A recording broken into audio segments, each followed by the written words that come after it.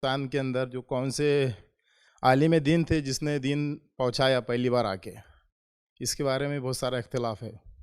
یہ بھائی کا ایک سوال ہے کہ ہندوستان میں دین کیسے پھیلا، کہاں سے شروع ہوا؟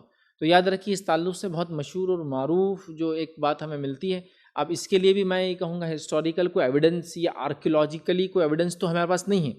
دیکھیے کیا ہوتا ہے، کچھ چیزیں ہوتی جو چلن میں ہوتی ہے، بولی جاتی ہے، مشہور ہوتی ہے، چونکہ اس کے پیچھے کوئی وجوہات ہوتی ہے، کچھ نہ کچھ ریزنس ہوتے ہیں، یاد رکھیے، اور اس کو ماننے میں بھی کوئی حرج نہیں ہوتا ہے، یاد رکھیے۔ لیکن جب کوئی بات یہ بولے کہ نہیں پروف دو، آرکیولوجیکل ایویڈنس پروڈیوس کرو، تو تب تھوڑا سا ہم لوگ آگے پیچھے تھوڑا ہو سکتے ہیں ان معاملات کے اندر، چونکہ یہ کوئی اللہ کے رسول صلی اللہ علیہ وسلم کی زبانی کوئی بات تو نہیں آئی کہ بس آ گئی تو اب کوئی ہم کو آگے پیچھے کوئی بیکنگ کی ضرورت نہیں، چونکہ یہ ان اٹ سیلف پروف ہے، ایک دلیل ہے۔ لیکن ایسے واقعات بالکل واضح ہیں، ہم کو ملتے ہیں، تاریخی روایتیں ایسے حوالے ملتے ہیں، کچھ گیزٹ کے ریکارڈ بھی ایسے جو ملیالم مطلب جس کو کہیں گے کیرلا کے لائبریریز میں جو عربی زبان میں محفوظ ہیں، ان گیزٹ اور ان ریکارڈز کے مطابق یہ بتایا گیا ہے کہ نبی اکرم صلی اللہ علیہ وسلم کے زمانے میں اسلام ہندوستان میں آ گیا تھا، اس کی تاریخ میں لکھا گیا ہے، اور یہ چیز ہم کو معلوم بھی ہے کہ کئی اصحاب کی قبریں ہندوستان میں موجود ہیں، کئی اصحاب کی قبریں، جس کے تعلق سے تاریخی کتابوں نے 15 صحابہ کی قبریں ہندوستان میں ہیں بول کے تاریخی حوالوں سے لکھا ہے، اور خبریں ہیں معروف اور مشہور رہی ہر زمانے میں کہ یہ فلاں صحابی کی خبر ہے، ٹھیک ہے، تو 15 صحابہ کی خبریں ہیں، لیکن یہ بڑی تعجب کی بات ہے اور بڑی حیرت کی بات ہے اور بڑی افسوس کی بات ہے کہ ہم کو دیگر بہت ساری خبروں کے بارے میں معلوم ہے، لیکن 15 صحابہ کی خبروں کے بارے میں کچھ نہیں پتہ۔ اس کے علاوہ بہت ساری روایتوں میں آتا ہے کہ عثمان ابن عفان رضی اللہ عنہ کے زمانے میں، چونکہ حضرت عمر کے زمانے تک تو آپ نے نیول فلیٹ نہیں بنائی تھی، بحری جہاز نہیں بنائے تھے، مطلب پانی پہ چلنے والے جہاز نہیں بنائے تھے۔ آپ کا ڈر یہ تھا کہ کہیں ایسا نہ ہو کہ مسلمانوں کو میں جہاز بنا دوں، یہ جوش اور جذبے میں آ جائے، دوسرے ممالک چلے جائے اور جنگ ہو، چونکہ عرب اس کے ماہر نہیں تھے، یہ جنگی بیڑوں کے مطلب پانی کے جہازوں کے ماہر نہیں تھے، تو یہ چلے جائے اور پوری مسلمان فوج میرے وجہ سے کہیں مر کھپ نہ جائے، تو لہٰذا انہوں نے کبھی اجازت نہیں دی نیول فورس کی۔ لیکن عثمان ابن عفان رضی اللہ عنہ جو ہی خلیفہ بنے، آپ سے اجازت مانگی کہ بزنطینی لوگ یہ بڑے ماہر تھے پانی کے سفر کے اندر، اور یہ آتے حملے کرتے ہمارے سی پورٹس پر اور چلے جاتے ہیں۔ حضرت عثمان نے اجازت دی اپنے دور کے اندر، اور امیر معاویہ رضی اللہ عنہ نے پہلی نیول فلیٹ بنائی، مطلب جس کو کہیں گے پہلی جہازوں کی بیڑا بنایا جو جنگ کے لیے تیار تھا، جس میں 300 جہاز کم و بیش بنائے گئے، اور انہوں نے پھر قسطنطنیہ وغیرہ کے علاقے پہ وہ کیا اور چڑھائی بھی کی، اور اس زمانے میں جو رومی حکومت کے لوگ آ کر ستاتے تھے، تکلیف دیتے تھے، ان کو بھی دور کیا۔ اسی زمانے میں یہ بات بھی لکھی گئی کہ حضرت عثمان کے زمانے میں لوگ ان جہازوں میں جو کہ اب بیڑا بن چکا تھا، وہ پیٹرولنگ کرتے تھے سمندروں کی، وہاں سے نکل کر وہ جو ہے ہندوستان کے ساحلی علاقوں میں، خاص طور سے گجرات کے علاقوں میں اور گجرات کے اندر کچھ وغیرہ کے علاقوں میں، اس کے علاوہ جو ہے اور بھی نچلے جو ساحلی پورے علاقے ہیں اس کے اندر آئے صحابہ موجود ہیں، جس کی دلیل ایک مسجد کے طور پہ بھی ہم کو ملتی ہے، جو کہ شہر کا نام میرے ذہن سے نکل گیا، لیکن گجرات کا ساحلی علاقہ ہے جس کے اندر ایک مسجد ہے، اس مسجد کو 2 قبلے ہیں، قبلے کے ڈائریکشن میں ڈیفرنس ہے، جس کے تعلق سے کچھ علماء نے، اب چونکہ یہ بھی کوئی آرکیولوجیکلی ہم نہیں بتا سکتے، کچھ علماء نے یہ کہا کہ یہ قبلتین مطلب پہلے قبلہ جو ہے مسجد اقصیٰ کی طرف تھا، یہ تب بنی تھی، اس کے بعد اپڈیٹ ہوا، کسی نے کہا کہ اب قبلہ بدل گیا، تو انہوں نے پھر اس کو چینج کیا، تو وہ اسی ایک مسجد میں 2 قبلے ایک ہی ڈائریکشن، مطلب بالکل اپوزٹ نہیں ہے، ایک تھوڑا ادھر ہے تو دوسرا ادھر ہے، تو ان کا وجہ یہ کیوں بدلا، وہ لکھتے ہیں کہ یہ اتنے جلدی اسلام یہاں آ گیا تھا کہ ابتدائی دور میں لوگ نماز پڑھنا شروع کر دیے تھے اس مسجد میں، جبکہ قبلہ مسجد اقصیٰ کی طرف تھا، اور بعد میں اس کا ڈائریکشن چینج کیا، اسی لیے ایک ہی مسجد میں ڈائریکشن ایک ہی، لیکن قبلے کے اندر ڈفرینس ہے، اور اس کے نیٹ پہ آپ فوٹوز وغیرہ آج کل تو بہت کامن ہے، آپ اس کو دیکھ سکتے ہیں کہ ہندوستان کی 2 قبلے والی مسجد جو ہے، ایک ہی مسجد میں 2 قبلے ہیں۔ کچھ نے کہا نہیں یہ 2 قبلے نہیں ہیں، یہ پہلا قبلہ غلط بن گیا تھا، چونکہ اتنے ان کے پاس میجرنگ اتنا وہ نہیں تھا، مطلب ڈائریکشن کا، تو غلطی ہوئی، پھر انہیں اصلاح کیا، واللہ عالم، بہرحال جو بھی ہے، لیکن مسجد کافی پرانی ہے، اور یہ مسجد جب بنی تھی تو وہاں غیر مسلم علاقہ تھا پورا کا پورا، اور مسجد کے ریکارڈز میں یہ پتہ چلا کہ وہ غیر مسلم علاقے میں ایک ہندو بادشاہ سے مسلمان تاجر جو عرب آیا کرتے تھے، انہوں نے اجازت مانگی تھی ایک عبادت گاہ بنانے کی، جو اس نے اجازت دے دی تھی، مطلب اس کو کہہ سکتے ہیں مسلح تھا ایک قسم کا ہو، جو آنے جانے والے لوگوں کے لیے ایسے علاقے میں بنا جہاں مسلمان بستے نہیں تھے، لیکن سی پورٹ ہوتا ہے نا، جیسے کئی علاقے دنیا کے آج بھی ایسے ملک ہیں جہاں مسلمان بستے نہیں ہیں، لیکن وہاں آپ جائیں گے تو مسجدیں ہوتی ہے ایئرپورٹس وغیرہ پہ، چونکہ مسلمان تجارت کے لیے آتے جاتے ہیں، تو نمازوں کے لیے انہوں نے بنا دیا ہے، سمجھ رہے ہیں بات کو، تو لہٰذا صحابہ رضی اللہ عنہم اجمعین کی ایک بڑی جماعت تھی، ان میں سے تاریخی حوالوں سے جو لوگوں نے مورخین نے لکھے ہیں، اس میں 15 صحابہ کے تعلق سے لکھا ہوئے تھے، جس میں انہوں نے گجرات کے علاقے کا تذکرہ کیا، دوسرا تھانے کا تذکرہ کیا، تھانے جو بمبئی کے قریب آتا ہے، تھانے کا تذکرہ ملتا ہے کہ وہاں بھی آئے صحابہ، تیسرا بمبئی کا تذکرہ ملتا ہے کہ بمبئی کے قریب بھی صحابہ اصحاب آئے تھے. اس کے بعد میں سمجھتا ہوں کیرلا، تمل ناڈو کے تو واقع، کرناٹک کے بالکل واضح، یہاں تو اصحاب کی خبریں آج موجود ہیں. تو یہ تو بالکل پروفڈ ہے. تھانے میں کوئی پروف میں نہیں دے پاؤں گا، یا گجرات کے کوئی پروف نہیں ہے ہمارے پاس، بٹ ساؤتھ انڈیا کی تو وتھ پروف ہے ہمارے پاس کہ یہ لوگ یہاں آئے تھے. یاد رکھیے. اور کیوں نہیں آئے ہوں گے؟ مطلب ان کے پاس کوئی وجہ نہیں تھی نہیں آنے کی. ہندوستان اتنا مشہور اور معروف تھا، اتنا مشہور اور معروف تھا، میں آپ کو کیا کہوں، کہ لوگ اپنے بچوں کے نام ہند رکھتے تھے عرب میں. ہندا جو نام ہے خاتون کا، جو ابو سفیان کی بیوی ہے، وہ کیوں ہے ہندا؟ ہند کی وجہ سے. ہندوستان اتنا مشہور تھا کہ جیسے امریکہ اتنا مشہور ہوگا کہ ہم اپنے بچوں کا نام رکھ رہے سید امریکہ، بچے کا مطلب اتنا پاپولر ہو گیا. تو ہند وہ لوگ نام رکھتے تھے. ہند نام ہے، ہندا جو نام ہے، یہ ہند، یہ بہت کامن ورڈ تھا عربک کے اندر. یہ انڈیا کو بولتے تھے، اس کے علاوہ اور کوئی وجہ نہیں تھی. تو مطلب ہندوستان سے اتنے گہرے تعلقات تھے خود مشرکین مکہ کے دور جہالت میں بھی، کہ وہ اپنے بچوں کے نام ہند رکھا کرتے تھے. اب اس سے آپ اندازہ لگا لیجیے انڈیا کتنا پاپولر تھا. ٹھیک.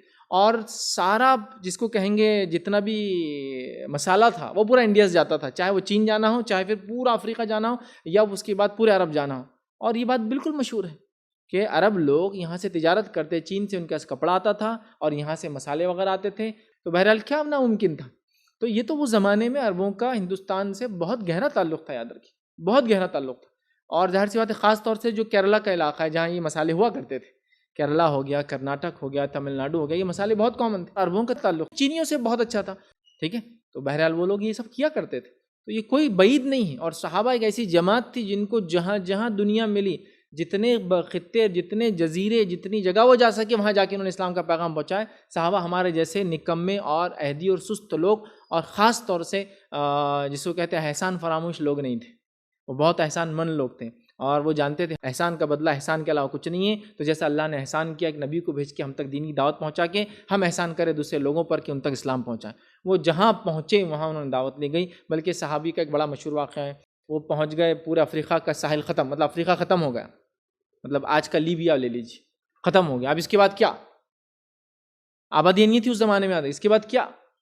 تو اس کے بعد ایک صحابی کا واقعہ مشہور کہ انہوں نے اپنے گھوڑے کو سمندر میں لے گئے، اور سمندر میں لے جانے کے بعد کہ اللہ تو گواہ رہنا، اگر اس کی آگے زمین ہے مجھے پتا ہوتا تو میں تیرا دین کا پیغام ضرور زمین پہ لے جاتا. تو وہ لوگ ایسے لوگ تھے، ان کا مقصد تھا اللہ کے بندوں کو اللہ سے جوڑ دے. تو ہندوستان سے تو اتنے گہرے ان کے تعلقات آلریڈی تھے جس کی کوئی انتہا نہیں. اور پھر ایک مشہور واقعہ جو کیرلا کا آتا ہے، جو کیرلا کے گیزٹ میں اور بہت مشہور ہے، ریکارڈ میں موجود ہے، اور ہندوستان کی پہلی مسجد ہونے کا اعزاز بھی اس مسجد کو حاصل ہے.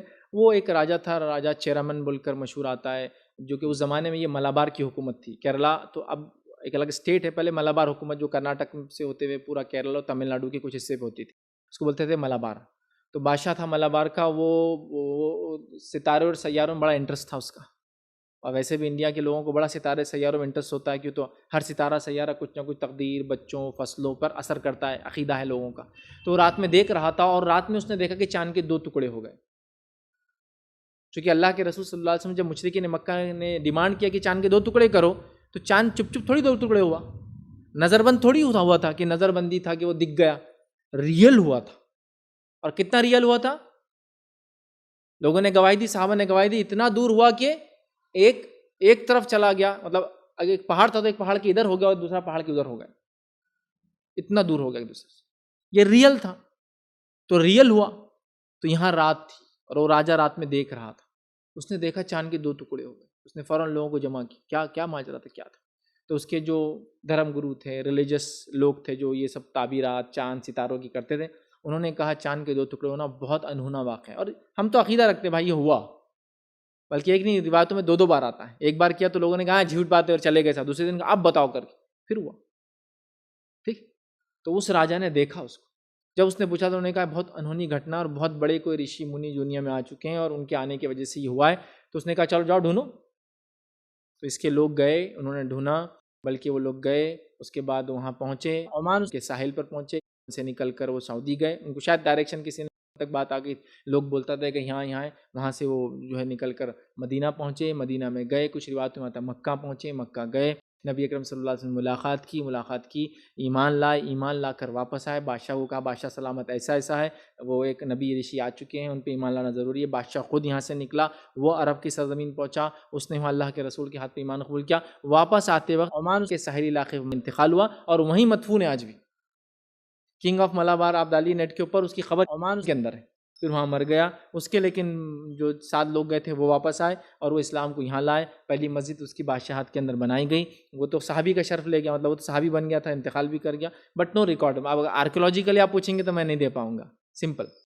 بٹ کچھ باتیں ہوتی ہے جو جب ہوتی ہے تو اس کے آگے پیچھے مرچ مسالہ ہوتا ہے، لیکن اس کے اندر ریالٹی بھی اپنی جگہ ہے، اس میں اس کو ہم انکار نہیں کر سکتے، چونکہ کئی ترکوں سے، مطلب جس کو کہیں گے کئی ریفرنس اور چینل سے سیم بات آ رہی ہے، ایسا ہوا ایسا ہوا ایسا ہوا ایسا، تو ماننے میں کوئی حرج نہیں. جیسا کہ نوح علیہ السلام کا طوفان آیا، بہت ابتدا میں آیا نا، انسانیت کی شروعات تھی، لیکن اس کا تذکرہ قرآن میں ہے، اس کا تذکرہ بائبل میں ہے، اس کا تذکرہ توریت میں ہے، اس کا تذکرہ تالموڈ میں ہے، اس کا تذکرہ ہندو کتابوں کے اندر جو قرآن ہوتی ہے اس کے اندر ہے، اس کا تذکرہ جو ہے افریقی علاقوں کے اور اندر جو لوگ رہتے ہیں ان کے مذاہب کے اندر ہے کہ ایک زمانے میں بہت بڑا طوفان آیا تھا. اس کا تذکرہ آپ کو جو ایکا اور مایا جس کو کہتے ہیں ساؤتھ امریکن لیٹن امریکہ میں جتنی سبھیتائیں سویلائزیشن گزرے ان کے اندر ملتا ہے کہ ایک بڑا طوفان آیا تھا، ساری دنیا ڈوب گئی تھی. اس کا تذکرہ ریڈ انڈینز کے پاس موجود تھا.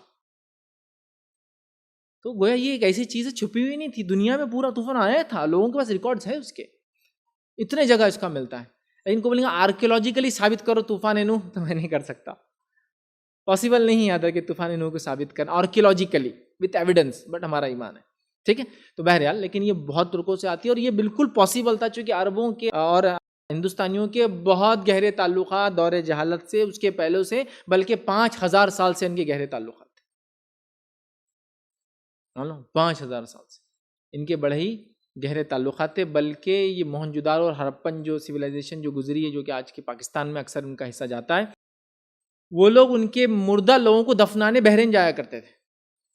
بحرین پورا قبرستان ہوا کرتا تھا، ابھی تو ایک آئلینڈ کنٹری ہے پورا، لیکن بحرین کے اندر سب سے زیادہ خبریں نکلتی ہیں، آپ کو جہاں کھودو وہاں خبریں نکلتی ہیں، کیونکہ اکثر لوگ بحرین میں لے آ کے خبروں مردوں کو دفناتے تھے. یہ ریکارڈڈ ہے، یاد رکھیے، سمجھ رہے آپ بات کو، بہت تعلقات تھے اور یہ ناممکن تھا صحابہ کی جیسے جماعت ہندوستان جیسے اتنے بڑے ملک کو آسانی سے چھوڑ دیں. بہت گہرے تعلقات تھے.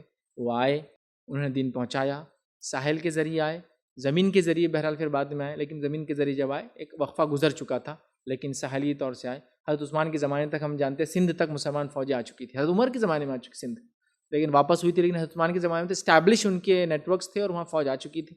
سندھ میں سمجھتا ہوں کتنا دور ہے، سندھ سے گجرات، سندھ سے راجستھان، سندھ سے پنجاب کتنا نزدیک ہے، بالکل اس زمانے میں تو بالکل ایک جیسے ہی تھے بہرحال. یہ بلکہ راجستھان کا ایک بڑا حصہ اور پنجاب کا بڑا حصہ پاکستان میں جاتا تھا، اس کو راجپوتانہ بولتے تھے، یا پنجاب، گریٹر پنجاب، کشمیر، پنجاب، لاہور، فیصل آباد سب مل کے پنجاب بنتا تھا. تو بہرحال بہت اچھے تعلقات تھے. صحابہ کی جماعتیں آئی، صحابہ نے اسلام کو یہاں پیش کیا، صحابہ اسلام کو لے کر آئے تھے اور انہی کی کوششوں اور کاوشوں کے نتیجے میں اسلام پھلا پھولا. صحابہ کے بعد یقیناً دیگر لوگ بھی آئے، دیگر لوگوں نے بھی جو اللہ کے نیک بندے تھے، اولیاء بولیے ان کا جو بھی ہے، اولیاء حق ہے، پھر علماء حق ہے، ان تمام نے بھی اس دین کو بہرحال پھیلا. لیکن سب سے اول جماعت جو دین کو لے کر آئی تھی وہ خود نبی کے زمانے میں اسلام یہاں آیا، نبی کے بعد اصحاب یہاں آئے، اور اس کے بعد تابعین، تبع تابعین کے تعلق سے بھی ایک ریکارڈ میں نے پڑھا جس میں 25 تابعین اور تبع تابعین کے تذکرے جو ہندوستان میں جن کی قبریں ہیں. تو 15 صحابہ اور 25 تابعین تبع تابعین، یہ اس کی دلیل ہے کہ یہ لوگ آئے تھے. اور صحابہ کی خبریں ایسی انڈونیشیا میں ملیں گی آپ کو، ملیشیا میں ملیں گی آپ کو، چائنا کے اندر ملیں گی آپ کو، افریقہ کے ہر ملک میں ملیں گی آپ کو، ترکی کے اندر ملیں گی آپ کو، یورپ کے اندر ملیں گی.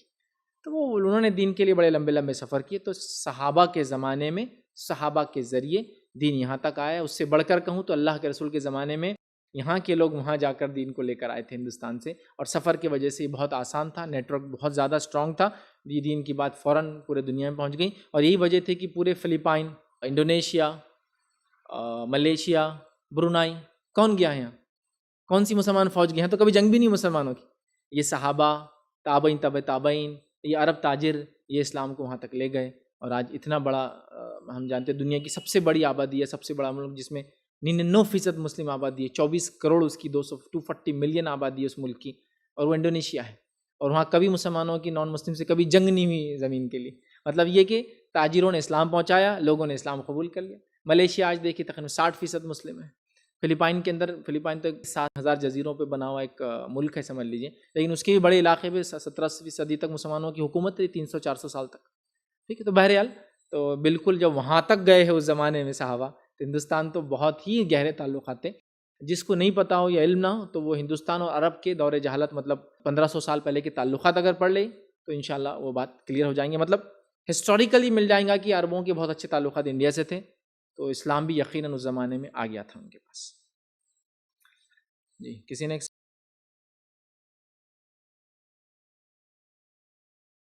السلام علیکم. آپ بھی ہمارے اس کام میں تعاون کریں اپنی زکات و صدقات کے ذریعے. ڈونیشن ڈیٹیلز کے لیے ڈونیٹ اس پر کلک کریں. اگر آپ کو ہمارے ویڈیوز پسند آئے ہیں تو اسے شیئر کریں اور سب کے حقدار بنیں. روزانہ ہمارے ویڈیوز کو پانے کے لیے ہمارے یوٹیوب چینل کو سبسکرائب کریں اور بیل آئکن دبائیں. ہم سے دیگر سوشل میڈیا پر جڑنے کے لیے ویڈیو میں دیے گئے آئی ڈی کو سرچ کریں. جزاک اللہ.